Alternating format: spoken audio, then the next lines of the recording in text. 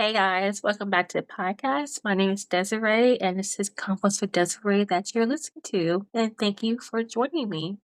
So today I'm going to talk about something a little bit different, and it's kind of a vulnerable topic, but you know what? It is what it is. So today I want to talk about my experience being a 26-year-old celibate virgin. Yes, yes. 26, celibate, never did it. And yeah, I know that's so crazy to hear about even in the Christian community because it's just like you never fell into temptation like that. I mean, like, no, not with a person. I'm not gonna say like I'm perfect, but no, I've never done that. I know, and it's still shocking to some people to this day. It kind of shocks me too sometimes, but it's just like, hey, yeah, 26, and this is my story situation. So the first question I know you guys want to ask me is, Desiree, why are you a virgin? Well, to be honest with you, in high school, it was not a choice of mine. Trust me. But in college, I decided to give my life to the Lord more. I wasn't fully committed yet in high school, but in college, I decided to give my life to the Lord, like serious, and I wanted to save my body for marriage. Looking back on it, I'm so glad that I did not do anything in high school or college. And it is a blessing and a curse. Let me not say that. It's a blessing because I got to save my body until I find that special person. Now, in my experience, in top of being a virgin, I have not had a kiss yet. I have not had a boyfriend yet. I've only been on 3 dates my entire life. And I did not go on a date until I was 24 years old.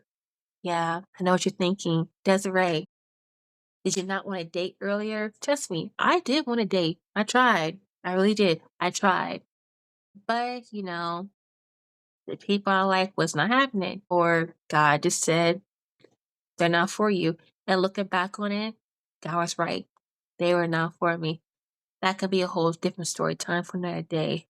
But anyway, so you have a 26-year-old virgin saving herself to marriage, never kissed, and never been in a relationship. And let me tell you, it is so hard to find someone today, even in the Christian community, that is okay with that.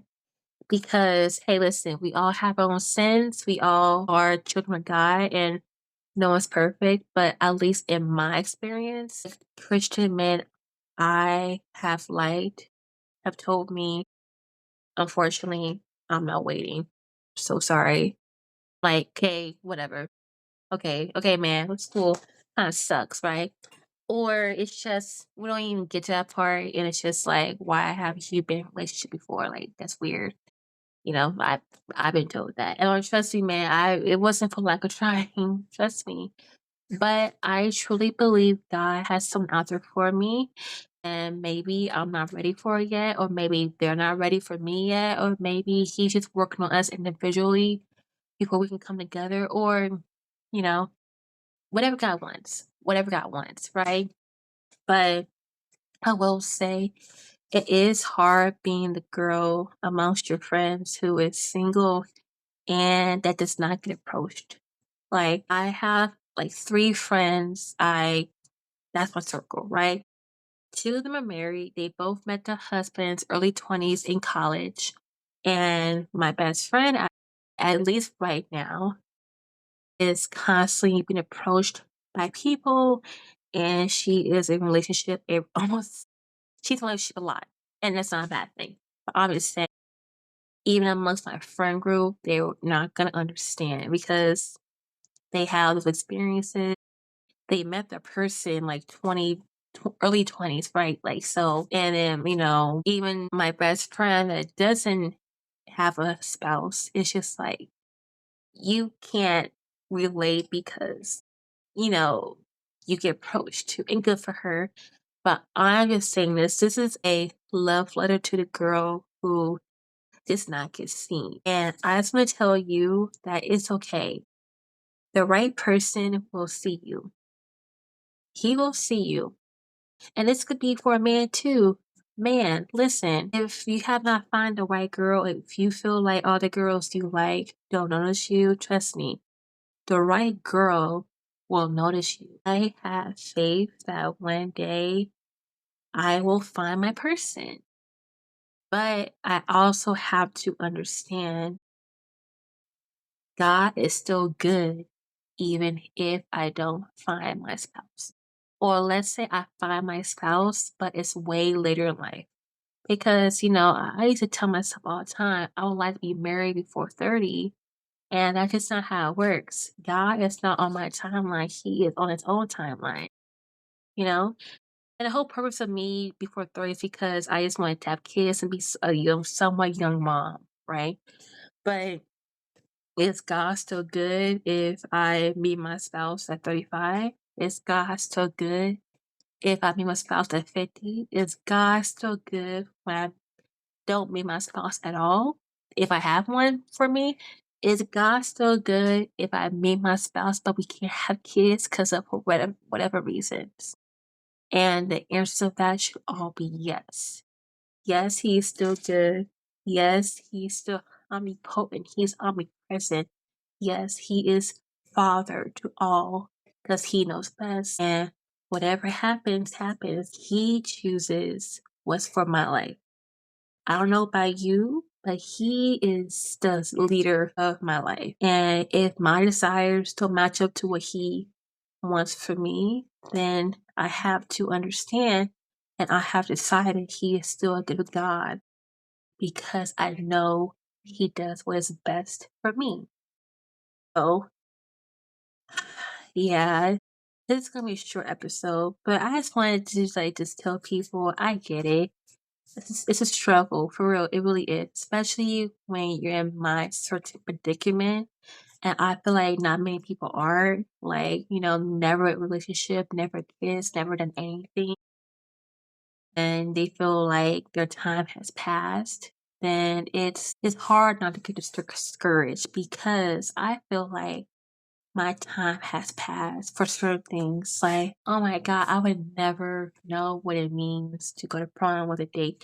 And I mean, that doesn't matter no more. I'm 26. Like, who cares about that no more? But I'm just saying, like, I know I used to feel that way a couple years ago, like early 20s. Like, dang, like, there's some stuff I just missed out on because I didn't have a relationship and it's not going to work for me. But I'm trying to tell myself every single day, first of all, calm down. You're only 26. You're not 46. Calm down, Desiree. You're 26. You're still young. You can do what you want. And oftentimes, my married friends tell me I have the freedom that they don't have when it comes to just getting up and do what they want to do versus thinking about another person and all that. And that they don't even have kids themselves and they're seeing this. So it's just like husband and you got kids on top of that, you don't have time. You don't have time, baby. So take this time and do what you want now. That way,